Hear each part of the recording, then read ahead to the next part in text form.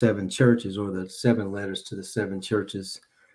We talked about the seven spirits. We talked about the seven angels that were delivering those messages, but all of those sevens have to do with the complete message that the Most High wants us to understand. So as we go into our lesson this evening, we will try to keep that in mind. So let's first of all, we're gonna read in Revelation chapter 4. We're going to read several verses there. Revelation chapter 4, verses 1 through 8. And then we're going to be spending most of our time in Revelation, and also Revelation chapter 5, verses 1 through 7. But most of our time is going to be spent in Revelation 7. Revelation 5 with the seven seals. Okay, so we'll go ahead and get started. And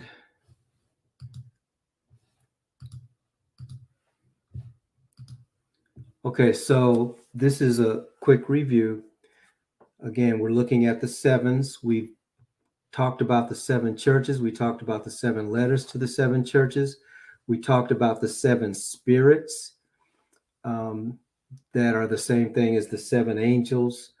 We talked about the seven golden lampstands and how those lampstands are representative of the seven congregations or the seven cities that the Most High's congregations were in Asia Minor.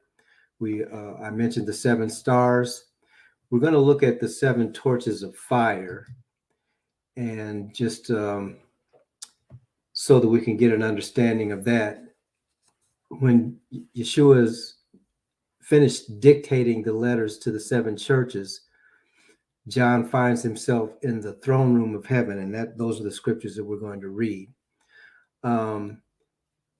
And in that throne room, there's one seated on the throne. That one is the Most High. There are 24 elders and seven torches of fire. And at this point, this author says John doesn't need an explanation this time. He immediately knows that these seven torches are the seven spirits of the Most High, and presumably the ones who greet the seven churches in Revelation chapter 1 through 4. So those spirits and the angels, as we had mentioned before, are the same thing. Okay, so I just wanted to remind us of that. So now we're going to be looking at the seven seals. And before we go to the seven seals, we're going to cover each one of them. I do want to acknowledge that there is some very significant happenings. There are some very significant happenings between the letters to the churches and when the seven seals are mentioned. And that's so in Revelation chapter 4, I'm just going to read a little bit of that so that you can be aware that we know that there are some really important things here, but this particular study is not going to be focusing on those things. We can actually do a whole study, probably weeks, on Revelations chapters 4 and 5. But it says in Revelation chapter 4, verse 1, "After this I looked, and behold, a door was opened in heaven. And the first voice which I heard was as it were of a trumpet talking with me, which said, 'Come up here, and I will show you things which must be hereafter.' And immediately I was in the Spirit, and behold, a throne was set in heaven, and one sat on the throne, and he that sat was to look upon like a jasper and a sardine stone, and there was a rainbow round about the throne in sight, like unto an emerald. And round about the throne were 24 seats, and upon the seats I saw 24 elders sitting, clothed in white raiment or clothes, and they had on their heads crowns of gold. And out of the throne proceeded lightnings and thunderings and voices. And there were 7 lamps of fire burning before the throne, which are the seven spirits of the Most High. And that's what this other author was saying also. Verse 6, and before the throne there was a sea of glass like unto crystal, and in the midst of the throne and round about the throne were four beasts, full of eyes before and behind. And the first beast was like a lion, the second beast like a calf, and the third beast had a face as a man, and the fourth beast was like a flying eagle. And the four beasts had each of them 6 wings about him. They were full of eyes within, and they rest not day and night, saying, Holy, holy, holy, Yahuwah Elohim Almighty, which was and is to come. That's Revelation chapter 4, verses 1 through 8. Father, we thank you for bringing us together in your word. We thank you for what you have for us. We invite your spirit to teach us the things that are important for us to know and to ponder and to meditate upon. And our prayer, Father, is that only what you want said would be said in Yeshua's name. Amen. So I wanted to read that as an interim or intermediary between the letter to the 7 churches and then looking at those 7 seals. As we can see, though, and let me see if I can do this. All right. So I'm going to go. Okay. Those 7 lamps are called 7 torches of fire. And again, it says, after Jesus finishes dictating the letters to the 7 churches, John suddenly finds himself in the throne room of heaven, apparently that place where he was previously with Jesus walking in the midst of the 7 lampstands. So this is not necessarily the throne room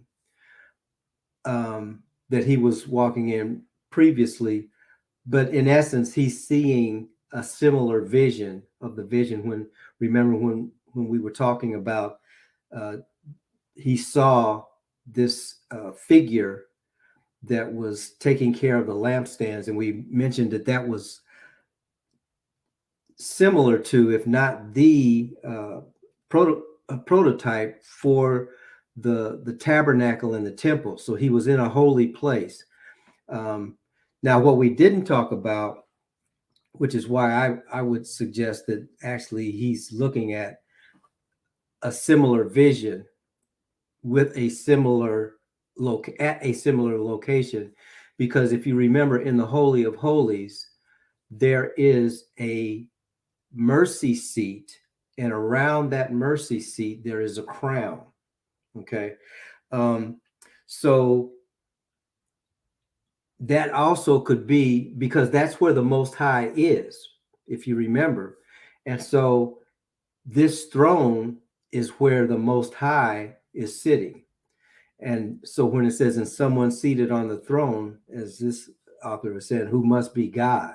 Okay, but now we get a little bit more information, because not only is that happening, but there are also 24 other seats with 24 elders sitting on those seats. And that's where those 7 torches of fire are. So again, that whole idea of the menorah, or what we would call a candelabra. Okay, so we'll go ahead and continue. So this heavenly scene, then, before we get to the actual 7 seals, this vision of the throne and he who sat upon it, the scriptures say he looked like jasper and a sardine stone, and there was a rainbow around the throne like an emerald. So when he sees this figure, I'll say that way, he sees the throne. He knows who's on the throne. Okay, he knows he's looking at a vision of the Most High, and in the vision, what he sees are or is something that looks like a jasper and a sardine stone. I'm not sure how many of you know what a jasper stone looks like, I would encourage you to look that up. Just Google it. But it's basically a red stone. Okay. So what he doesn't see, okay, let me put it this way. He doesn't necessarily see a humanoid. Okay. He sees a figure that looks like jasper and a sardine stone, and around that throne there was an emerald. I'll just go ahead and suggest to you, what is a stone? A stone is a rock, okay, and that takes us out of the anthropomorphic vision of who we think God is, and it puts us into another way of thinking. The Most High cannot be conceived in our thinking. So that's why I was tempted to show some images of the Most High as human beings have depicted the Most High over the years. And the Spirit said, no, don't do that, because the scriptures plainly say no man has seen God at any time. All right. So since no man has seen God at any time, then the scriptures say the only begotten of the Father, he has declared him, who's in the bosom of the Father, he has declared him. So if we want to know who or what God looks like, we got to go through Yeshua. We have to go through Jesus. So but what he sees again is this vision of a stone that is representative of the Most High. Okay. Or I'll say it this way, one of the representing one of the attributes of the Most High. Okay. Now, even though I haven't shown you anything visually, what's being described here are colors rather than figures. Remember the first thing that was created in Genesis? The Most High said, let there be light, or he said, light be. All right. And light was. When light beed, when light came into the realm that we're going to be living in, that light lit up everything. And so it's not surprising that the Most High is being described in colors. When we were young, and hopefully some of the rest of you have had this experience too, in science class, they would shine a light, which at that point in time was only a white light. We didn't have any lights that were colored in science. But if you shine it through a prism, then you're able to see all the colors that make up that light. And so when you think about the rainbow, the rainbow also reflects all those colors that comprise light. So in essence, what he saw was light on the throne. And then around the throne, it says like an emerald. Emeralds are also precious stones. Jasper and sardine are both precious stones. And these stones are going to show up again at the end of Revelation, because they're actually a part of the foundation of the New Jerusalem. They actually precede all of that, though, in the Tanakh, or in the Torah, because the high priest had a breastplate on that also had these same stones. And if you remember, those stones actually represented, those various stones actually represented the 12 tribes of Israel. Okay. And so one of those stones was a sardine stone. One of those stones was a jasper stone. All right. So that idea, when we think about a stone, I mean, in essence, stones are rocks. And so that rock that is that which the church is built upon. Remember, on this rock I will build my church. See, all these things are beginning to come together in John's vision. Okay. So then it talks about the 24 elders that are clothed in white. That's significant too. Again, we're not going to spend a lot of time on that. And then it said, out of the throne proceeded lightnings, thunderings, and voices. And it talks again about the 7 lamps that are burning. And those are, as the scripture plainly states, those 7 lamps are the 7 spirits of Yahuwah. In other words, there's those same 7 angels that have delivered the messages to the churches. Now, those 7 spirits actually go into the entire planet. They touch everyone on the planet, and that's going to be important as we go along too. Okay. And then he says, we're not going to spend a whole lot of time on this, but he says, before the throne there was a sea of glass like crystal. Now, in modern times, when there's this common understanding that the earth is a globe, it's a and it of course revolves around the sun, rather than how things were understood previous to Copernicus, by the way, who came up, or who is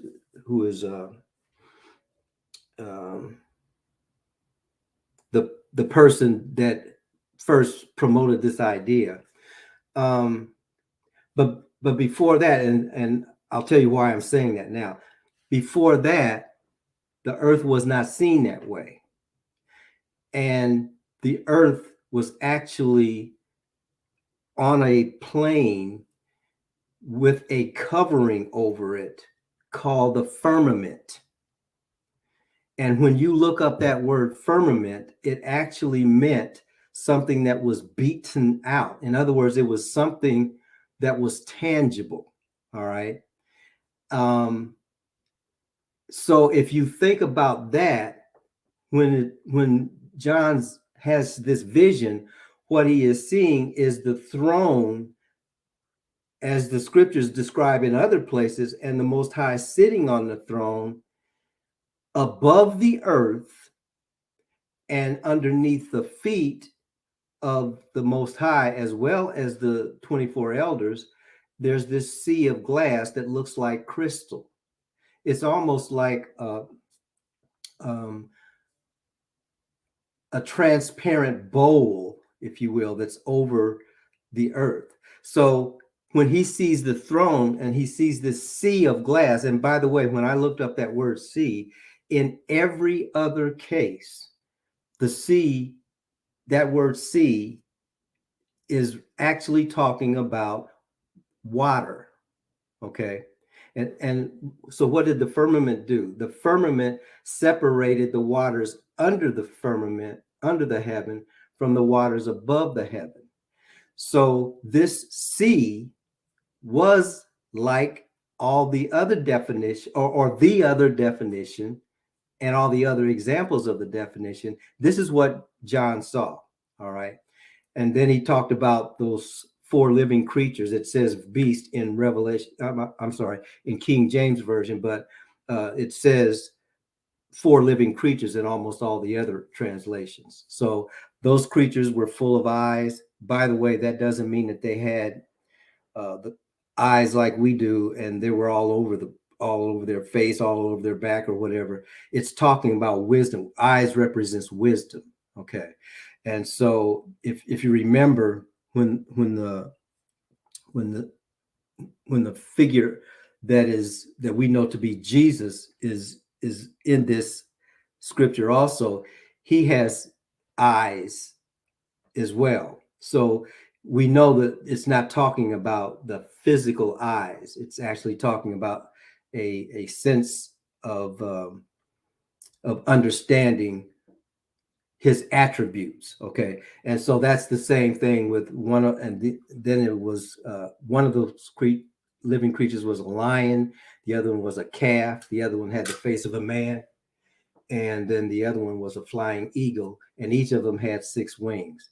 Now, as much as we like to try to make things understandable to us, I would submit to you that these are talking, this is not literal language here. Okay. But each one of those things, the Hebrews understood each one of those things and how they represented various aspects. The calf is a young bull. That's strength. The face of a man, that's obvious. So that, in other words, the totality of creation surrounds the throne of the Most High. I'll just say it that way. And it's then that this who is called, he who is called, the one on the throne, has in his hand a book with 7 seals, and it's in his right hand. And so that's how we get to what we're going to be looking at this evening for the most part. All right. So now I'm going to read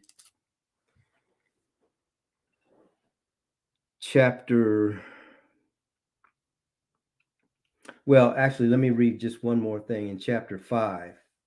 It says, "And I saw in the right hand of him that sat on the throne a book written within and on the back side, sealed with 7 seals. And I saw a strong angel proclaiming with a loud voice, Who is worthy to open the book and to loose the seals thereof? And no man in heaven, nor in earth, neither under the earth, was able to open the book, neither to look thereon. I wept much because no man was found worthy to open and read the book, neither to look thereon. And one of the elders said unto me, Don't weep. Behold, the Lion of the tribe of Judah, the Root of David, has prevailed to open the book and to loose the seals thereof. And I beheld, and lo, in the midst of the throne," and this is what I was referring to earlier, "and of the 4 beasts, and in the midst of the elders stood a lamb as it had been slain, having 7 horns and 7 eyes, which are the 7 spirits of Yahuwah sent forth into all the earth. And he came and took the book out of the right hand of him that sat upon the throne." Okay, so now we know that this is talking about the glorified Savior, who we know as Yeshua. And even Yeshua is described as having 7 eyes. But then it tells us what the 7 eyes are. The 7 eyes are the 7 spirits, those same, excuse me, those same fires that we were just looking at earlier. The 7 spirits of Yahuwah sent forth into all the earth. And he came and took the book out of the right hand of him that sat upon the throne. Okay. Now, verses 8 through 14 of chapter 5, we're going to skip over, but this is the section. It's also very important, but it's how important the Lamb is, how important Yeshua is. But the focus is on, okay, he's the only one that can open these seals and read what's in the book. So as we move forward in the study, it says in Revelation chapter 6, verse 1, "And I saw when the lamb opened one of the seals, and I heard as it were the noise of thunder, one of the 4 beasts saying, Come and see." So those 4 living creatures that are before the throne, when the Lamb has the book and he opens one of the seals, then one of those angels comes, or one of those living beings actually comes and says, I heard as it were the noise of thunder, and one of the 4 beasts saying, Come and see. And I saw, and behold, a white horse, and he that sat on him had a bow, and a crown was given unto him, and he went forth conquering and to conquer. So we're going to look at that one first. The first seal, Revelation chapter 6, verses 1 and 2. He sees a white horse, and then one who has the ability to conquer, or goes forth to conquer. Okay. And he has a crown on his head. Now, as you can see on the slide, this is not Yeshua. Some people have taught that the one on the white horse is Yeshua because Yeshua comes in on a white horse. But this one comes to conquer.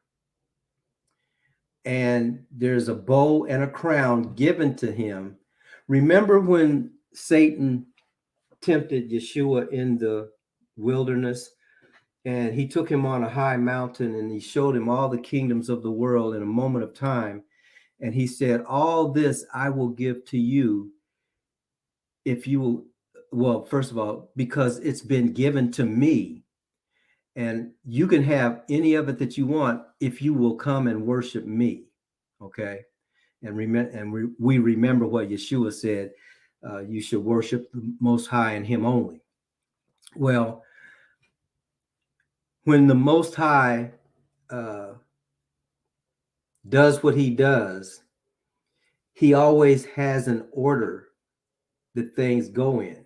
And so even at this point in time,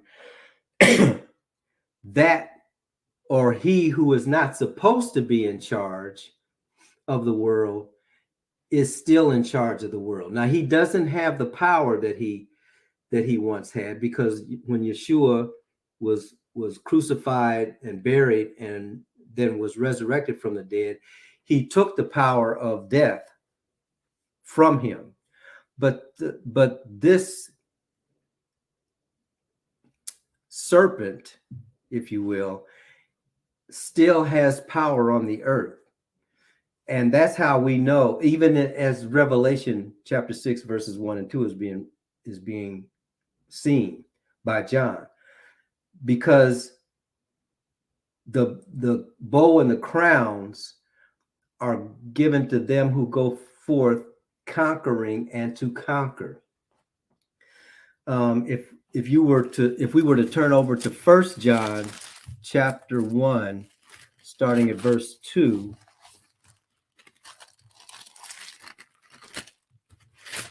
1 John chapter 1, verse 2. I'm sorry, 1 John chapter 2, verse 18. It says, little children, it is the last time, and as you have heard that Antichrist shall come, even now are there many Antichrists, whereby you know that it is the last time. And this is probably, as I mentioned, that's why we're looking at the sevens, because there are so many salient points that the book of Revelation brings out, and so many corrections to misunderstandings if we just let the scriptures speak. Okay, so what this says in 1 John chapter 2, verse 18, is that it is the last time. When he spoke these things, or when he wrote these things, this was 2,000 years ago when John wrote this letter. In that time, he was telling the church, it's the last time. In other words, we're in the last days. That was 2,000 years ago. And then he also said, and you have heard that Antichrist shall come. Even now are there many Antichrists.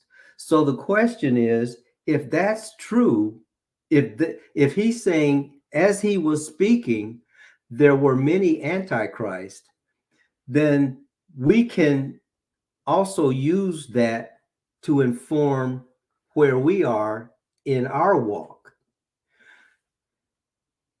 And actually, this goes to one of the pieces of the meta narrative that we keep talking about. From Genesis to Revelation, there is always in a parallel line, and sometimes those lines clash, the parallel line between that which is righteous and that which is of the evil one, and both are on the same plane at the same time.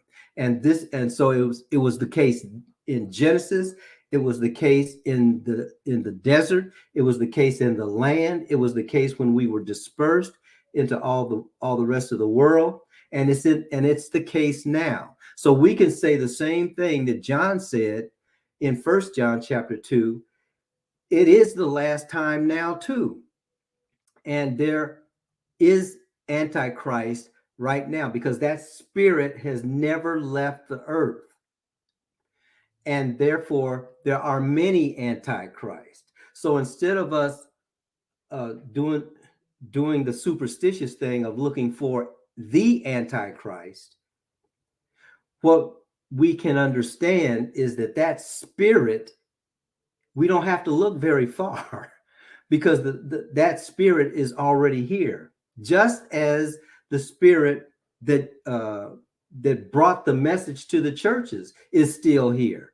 All right. So wanted to make sure that we understood that. So this first seal, what he sees, and this is where I'm going with this,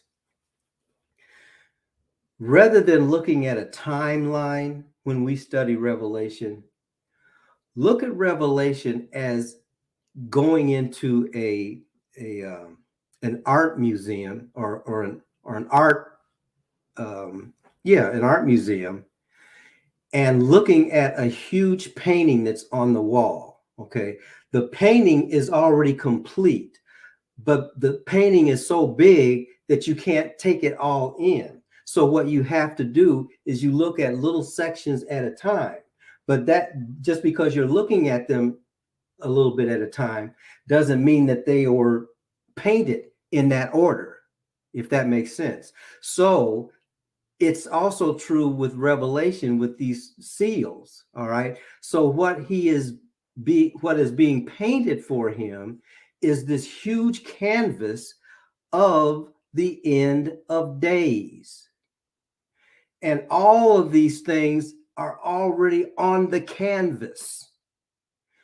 His ability to see them is given to him because he's no longer on the earth. He's in the spirit and has walked through the door. So he sees the thing as it exists. But as he's explaining it, it's one thing at a time. So this first horse, this white horse, is what we would call Antichrist. And that spirit is on the earth right now, going forth, conquering and to conquer. And it's being done with violence. That's why it says bow. And it also says crowns, which means that they are in charge. All right. So that's what he sees first. The first seal that is taken off. And don't forget, John's not reading this because he can't. The only one that has the authority of the seals and what is enclosed in the scroll. By the way, these are scrolls. If you were to look up that word in the Greek, it actually means a piece of papyrus, okay, or a tree bark. So that's what these things were written on, and then rolled up and sealed. Okay, so that seal is open, and now you can see part of the picture. Then the second part of the picture, the second seal, Revelation chapter 6, verses 3 and 4. And when he had opened the second seal, I heard the second beast, or the second living one, say, "Come and see." And there went out another horse that was red. So the first seal that was pointed out by the first living creature was a white horse. The second was a red horse. And there went out another horse that was red, and power was given to him that sat thereon to take peace from the earth, and that they should kill one another. And there was given unto him a great sword. There really isn't, I hope, a need for us to realize that right now there's no peace on the earth. The sword is what is ruling the earth. And this is what John was seeing. This is the vision that he's given. And so he sees this second horse, which is a red horse. Well, what is red? What's red got to do with it? Red is the color of war. All right. So this red horse had the power to take peace from the earth. And that was going on as John was looking at the vision. It was going on 100 years ago, 300 years ago, 500 years ago, 1,000 years ago. It's going on now also. As we said before, history may not repeat itself, but it definitely rhymes. So this red horse has been on the earth, and the job is to take peace from the earth. We've been living this way so long, we think this is the way that it's supposed to be, but it's not. And that's why the book of Revelation is so important for us to understand, because there is an end to all of this. But right now we're looking at the picture of these seals. Okay, so then the third seal. And when he had opened the third seal, I heard the third beast say, "Come and see." Or I heard the third living creature say, "Come and see." And I beheld, and lo, a black horse. And he that sat on him had a pair of balances in his hand. And I heard a voice in the midst of the four living ones say, "A measure of wheat for a penny, 3 measures of barley for a penny, and see that you hurt not the oil and the wine." That was true then. Basically, this is talking about the financial system, all right? And the financial system was messed up then. He saw that. I keep saying basically. The people who were living in that time and had no money were struggling, just like the people who are living in this time and have no money are struggling. And those who have a little money are struggling also. It's only a very few people, the ones who are about the oil and the wine, because that's symbolic of opulence. So that was going on then, and it's going on now. That's this black horse. If you have taken any classes in accounting, and especially if you have a small business, you want to be in the black. In other words, you want to be making some money. All right. So the black horse is that horse of commerce. Okay. Revelation chapter 6, verse 7 and 8. And when he had opened the fourth seal, I heard the voice of the fourth beast say, "Come and see." And I looked, and behold, a pale horse, and his name that sat on him was Death, and hell followed after him. And power was given unto them over the fourth part of the earth, to kill with sword, and with hunger, and with death, and with the beast of the earth. Certainly, these things are on the horizon. So please understand, and I'm not saying that all this stuff has already happened. The point that's being made is John is looking at this vision. Okay, he's looking at this painting of the last and the end of days, and is a part of the end of days that started back when Yeshua was crucified, dead, and buried, and resurrected from the dead. That's when the last days started. Okay. And since then, everybody believes that we're in the last of the last days. Okay. So I'm not here to disabuse you of that. If that's what you think, that's fine. I'll just remind you that every other generation thought that too. Okay. So, and every other generation had good reasons to think that because it's all happening. All right. So, 1/4 of the earth being killed, hell following. Well, what is hell? Hell is the grave. All right. It's going to be done with the sword. It's going to be done with hunger. We always hear about all the people who can't afford to eat. And by the way, in this country, farmers are paid to destroy crops so that they can keep the prices up. That does happen. I'm not saying it happens a lot, but this is happening while people are hungry. All right. So it's not that this earth cannot feed its people. It's the people on the earth who have set up systems that make it nearly impossible for those who are in need to get their needs met. It was going on in John's day, and it's going on in our day. Hunger was there, killing was there. Hunger is here, killing is here. And then it says, and beast. So now that doesn't happen a lot in this nation, but in other nations, that is also going on. And so that's this pale horse. That pale horse is the horse of death. Death is on the earth. All right. So at any given time, this 1/4 of the earth is probably accurate. All right. So it doesn't just have to do with something that's getting ready to happen. This is our state of being.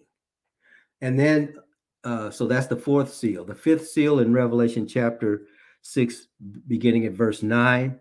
And when he had opened the 5th seal, I saw under the altar the souls of them that were slain for the word of the Most High, or Yahuwah, and for the testimony which they held. And they cried with a loud voice, saying, How long, O Holy One and true, do you not judge and avenge our blood on them that dwell on the earth? And white robes were given unto them, to every one of them. And it was said unto them that they should rest yet for a little season until their fellow servants also and their brethren that should be killed as they were should be fulfilled. So that one is very self-explanatory. So we know that there have been those who have lost their lives for the sake of the gospel. From the very beginning, starting with Stephen. Okay. Stephen is one of those slain under the altar. Okay.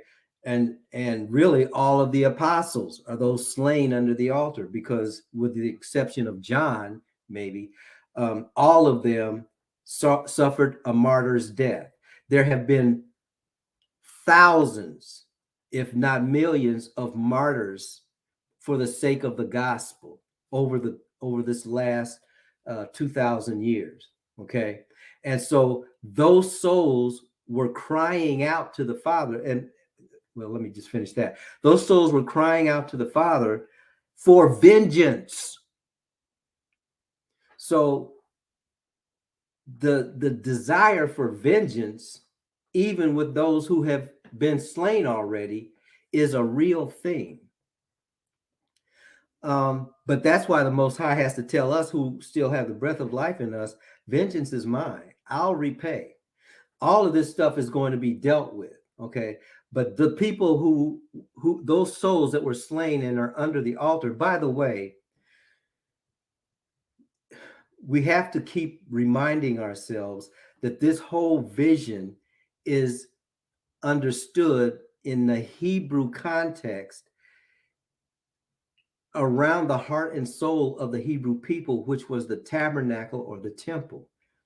The altar was the place of sacrifice, and it existed right outside of the tent of meeting. Okay, so this altar represented all those who had their innocent blood shed because of the cause of the Messiah. And the Father hasn't forgotten any of them. And as it says here, they have been given white robes. They're already clothed in white. All right.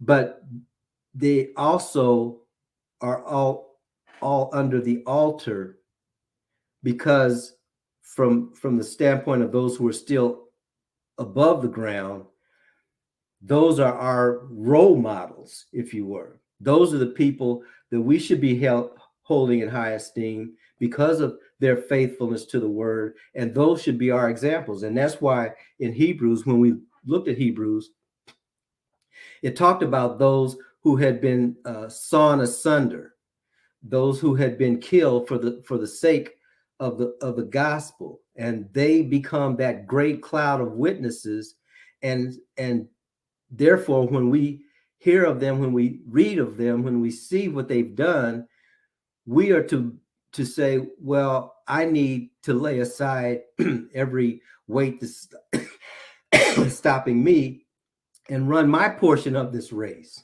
Okay. So that is the thought behind those that were slain under the altar. But the Father knows every single one of them. And if we happen to go into eternity having been slain for the sake of the gospel, he knows us too. All right.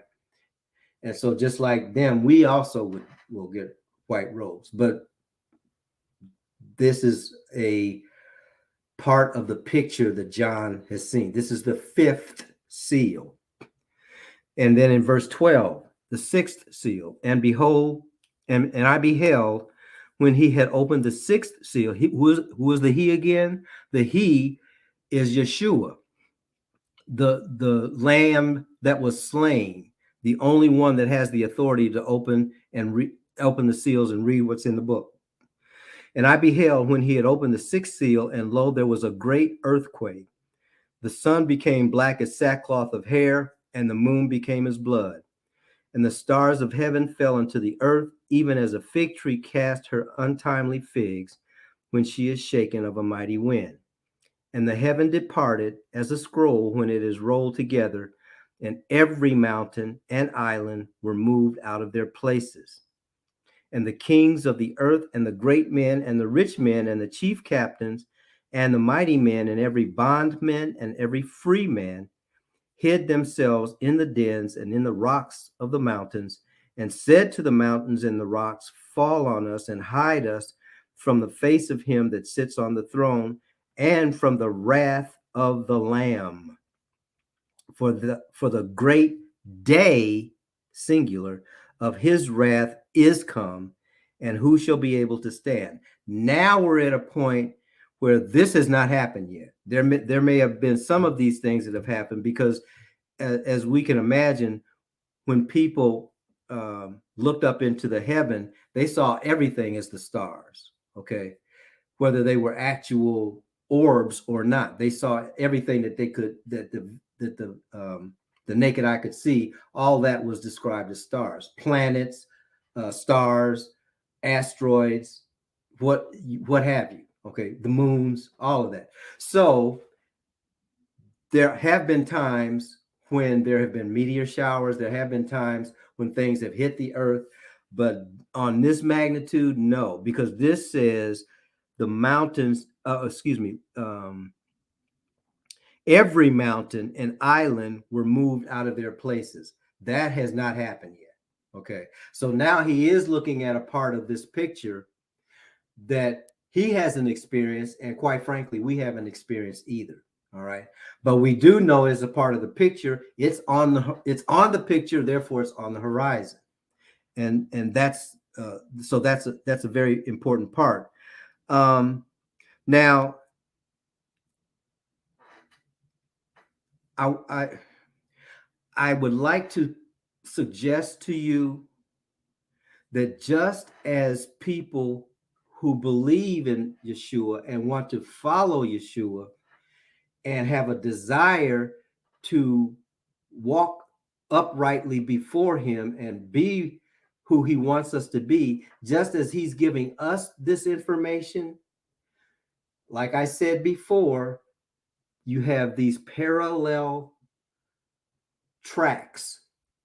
And just like we know that this is happening, those who are on the other track know it's happening and going to happen also. So what are some of those people doing? Well, they've already got their bunkers ready, knowing that these things are getting ready to happen. Some of them are trying to leave the planet, knowing that these things are going to happen. Because we don't connect the dots. We see these as isolated things. We see science over here and religion over there, and the rest of us just live haphazardly in between. It's not like that. And that's what John was seeing. He saw the whole picture. And so he realized, and the reason I'm bringing this up is because I don't care how deep your bunker is, when this happens, you can ask the rocks to fall on you, but the wrath of the Most High will find you no matter how deep in the earth you go. Put that in, you can take that to the bank. So, and not only that, he's not going to let you go up and mess up the rest of the universe either. So you can forget that too. We're going to have to deal with what he's given us to deal with right here where he planted us. And if we don't want to do that, then we will suffer the consequences. If we want to stay on that other parallel track, which is contrary to everything that the Most High has done for us, then we will suffer the wrath of the Most High is just as much as those of us who want to follow the Most High will be underneath his protection. See, his wrath and his protection are the same thing. It's his word. His word will either bring us to him or send us away from him. And his word is the final word. This earth is going to be cleansed. That hasn't happened yet either. But and that is on the horizon. John is seeing that as well. But this was an appropriate point in time to mention that because we're at the sixth seal. And there's something that happens between the sixth seal and the seventh seal. Before the seventh seal, okay, let me see. Let me find it. Well, let me read it, the sixth seal again. I'm going to start in verse 15. And the kings of the earth, that's everybody who is in charge. Okay?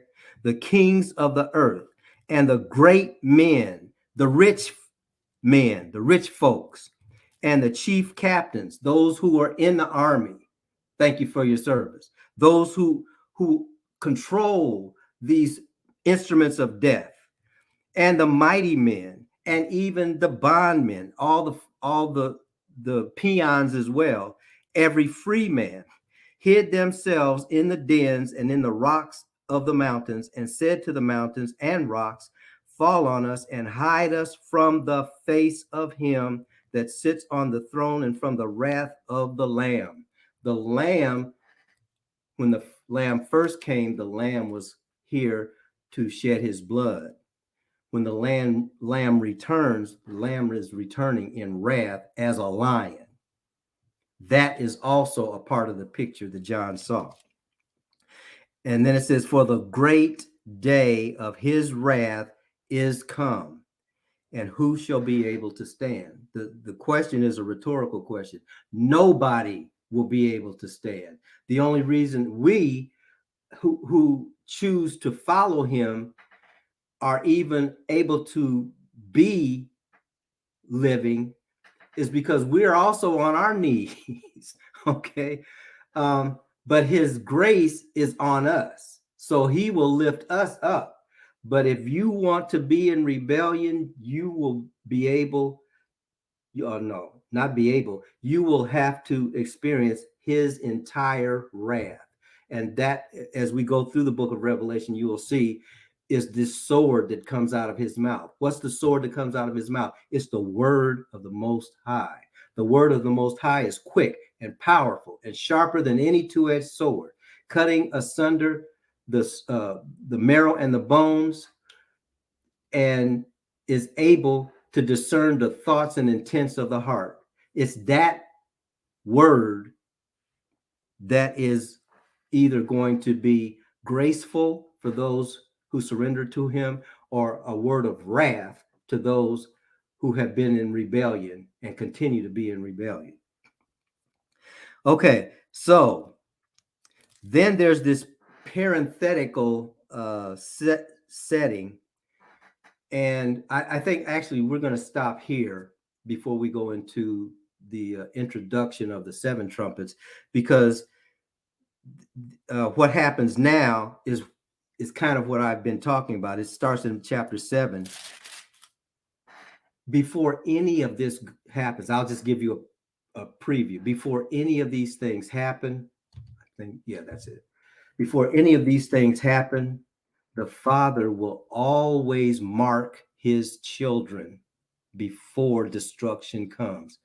He will either mark them with a literal mark, or he will mark them the way that he marked Noah and his family, by the instructions that they were given. And it was the instructions that they were given that marked them for life. And therefore, when the floods came, the Most High already had his people protected. That's the same thing that's going to happen this time too. So when we go into Revelation chapter 7, we're going to see that before any of what we just read happens, in as far as the sixth seal. So again, as we close, the sixth seal is on the horizon. Okay, the sixth seal has not happened yet. These other seals, it's the earth as it exists.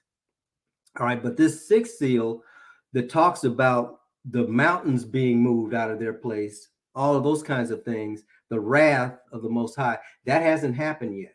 And before it happens, just as was done with the people of the Most High in ages past, he will mark his people. We don't have to be afraid of the coming wrath, because it's not for us. We should be afraid now to make sure that we keep our own souls in right standing with him. And we should be afraid now for our family members and our friends and our loved ones who refuse to come underneath the blessing so that they can receive the marks also. See, we're all focused on the mark of the beast, but before the mark of the beast comes along, the people of the Most High have been marked. That's the mark that we should be thinking about and desiring. So that's where we'll stop the lesson for this time. Okay, if I can. Oh, there it is. Okay. All right. So we got down through Revelation chapter 6, verse 17, the end of chapter 6. And now we're going to go into Revelation chapter 7, because it's still talking about the seven seals. And actually, Revelation chapter 7 and 8. So chapter 7 is another sort of like a selah, if you will. There's a break. There's a parenthetical break. And now we're going to learn about what's going to happen to those who next week, of course. We're going to learn what happens to those who the Father is going to put his seal on. So after that happens, then we go into chapter 8, which is that seventh seal. And that seventh seal actually enters us into the next group of sevens, which is the seven trumpets. So we trust that there has been something said here that will be of encouragement to the Most High's people. There will also be an encouragement to the people who are not of the Most High to become the people of the Most High and receive this salvation that he has for all who would believe in him, believe in the death, the burial, and the resurrection of Yeshua, so that we could have forgiveness of sins, because it's